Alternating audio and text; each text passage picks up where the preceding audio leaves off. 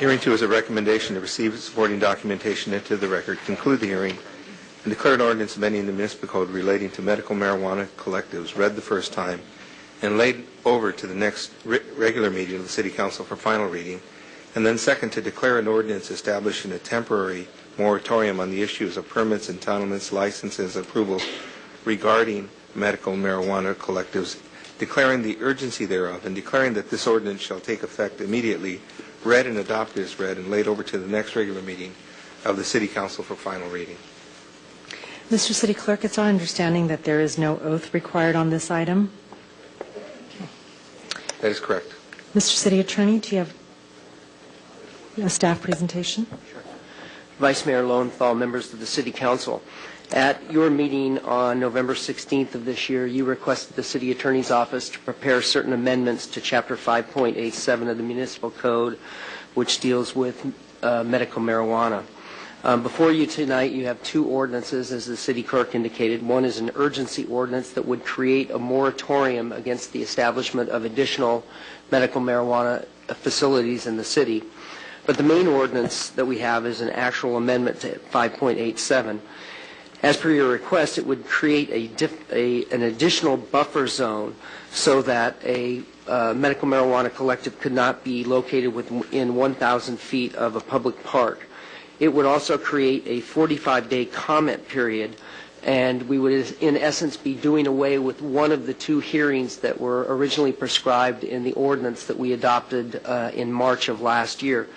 Under the 45-day comment period, members of the public would be notified if a facility were going to be located or in their vicinity. They would be given 45 days to provide comments to the Director of Financial Management, much like we handle applications for entertainment permits. After the 45-day period, the matter would be set before the City Council for a public hearing on whether or not to issue the permit.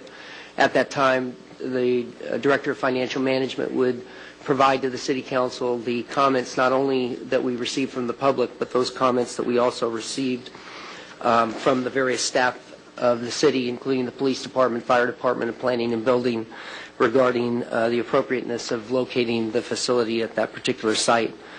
The amended ordinance would also require all medical marijuana collectives to install and maintain a video surveillance system that would cover the exterior, the front of any medical marijuana collective. It would also, if they do have a parking area in the rear, would require that also be monitored. And the purpose of the monitoring is to allow the police department to better monitor criminal activity or nuisance activity that may take place at the facility. The ordinance would also limit the hours of operation to between 9 a.m. and 7 p.m. 7 days a week, and would require the collectives to submit on an annual basis an audited report prepared by a CPA that would detail, among other things, the revenue and operational costs and expenses of the collective for the calendar year. In addition to the above, we offered a couple of clarifications to the existing ordinance. If you adopt the ordinance tonight, we would clarify that it is illegal to operate a medical marijuana collective in the city without a permit. We made that clarification based on input from our city prosecutor. We also, just as an administrative, how we would work this out on a going forward basis, provided a provision that the collective would have 120 days after they receive a permit to demonstrate to the city that they were actually cultivating on site, if they had the type of facility where they were going to both cultivate and dispense on site, to give them a chance to roll that operation up. Also, there's a provision in the ordinance that just clarifies what is already actually the law, and that is that the collectives do have to comply with the city's zoning regulation as it relates to parking. Now, we checked with the Developmental Services Department. It would not affect any of the applications that are currently on file. They all have to comply with our parking regulations. What it would affect is possibly in the future, if you had a medical marijuana collective that for whatever reason wanted to tear down an existing facility and build something much larger, they might have to provide additional parking under our current zoning code. But they would have to do that anyway. But during this whole process, we've received a number of inquiries both from the public and operators of the facilities as do they have to comply. The answer was always yes, but we just wanted to memorialize that in the ordinance so that both the members of the public and the collectives would understand that. As I said, the second ordinance is an urgency ordinance. It would create a moratorium against the city receiving further applications for a period of 1 year. For those collectives that are currently in the pipeline, those that were successful in the lottery, and those that do not run afoul of the new buffer, the park buffer, they would be allowed, of course, to move forward. This would just prevent any new facilities from applying during the 1 year period. And the idea there is that the staff, developmental services, financial management department, the police department, city attorney's office would do our best during the year period to determine whether or not additional changes need to be made to the ordinance. So that's the purpose of the moratorium. And if you have any questions, I'd be happy to try and answer them. Thank you, Mr. Mays. Councilmember DeLong? So moved. There's been a motion and a second. Councilmember Johnson? Yes, I have a question for Mr. Mays. Could you explain the video requirements and where we may do this in other sections of the code? The video requirements, as I indicated, basically would require a surveillance camera that would monitor the front of the facility, and if the facility also had an adjacent parking lot, it would require that type of monitoring. It would require that the operator provide a live video feed so that it could be monitored by the city if the city chose to do that. It would also require the applicant to maintain tapes of the facility for a 30-day or running 30-day period of time. We've started to institute that in some of our applications for entertainment permits, and so far that's the only area that I'm aware of that we have that requirement. Okay, and have we had any issues with entertainment permits with having this requirement, or? Some of them have come before the council. I mean, some of the operators have volunteered to do it. Sometimes we've imposed it. I'm not aware of any issues that we've had. Okay, thank you. Councilmember Gavlich? On that same subject, I'm looking at, from our November 9th council meeting, we had 2 entertainment licenses that were approved. One was in the 8th district and one was in the 4th district.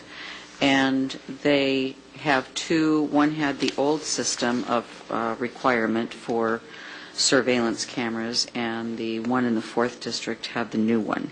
So obviously this is very new, something that I don't think I wasn't aware of, and I don't know how this restriction or how this was created.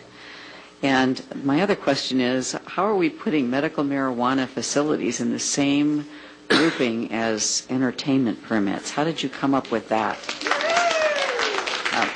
I think they fall in a category of their own, and I think we should treat them as such. I think that doing that is, if you go back to massage therapists when they were looked at as, fitting under different categories and were looked down upon, and I just think, I know this is new territory, but I'd like to know how we got to this piece and what's the price tag for, for people to adopt this as one of their requirements.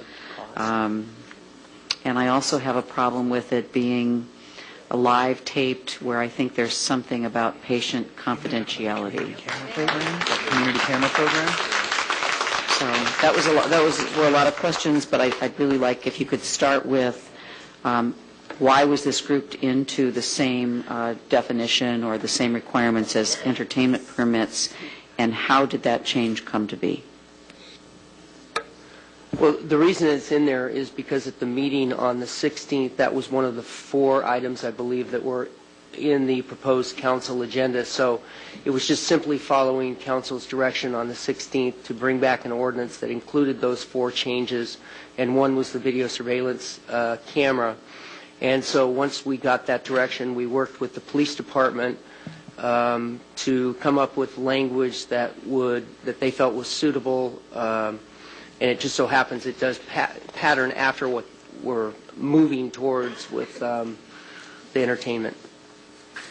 I don't think it was so much grouping them with that, just similar language. Okay, but we keep referring to it as following the same lines as the entertainment permits, and I guess I just have, that's where I'd like to see, a clearer definition or division, if you will. And also, again, what's your perception on, putting patients' rights on the line, the confidentiality piece of that? Do you have an opinion on that, Mr. Mays?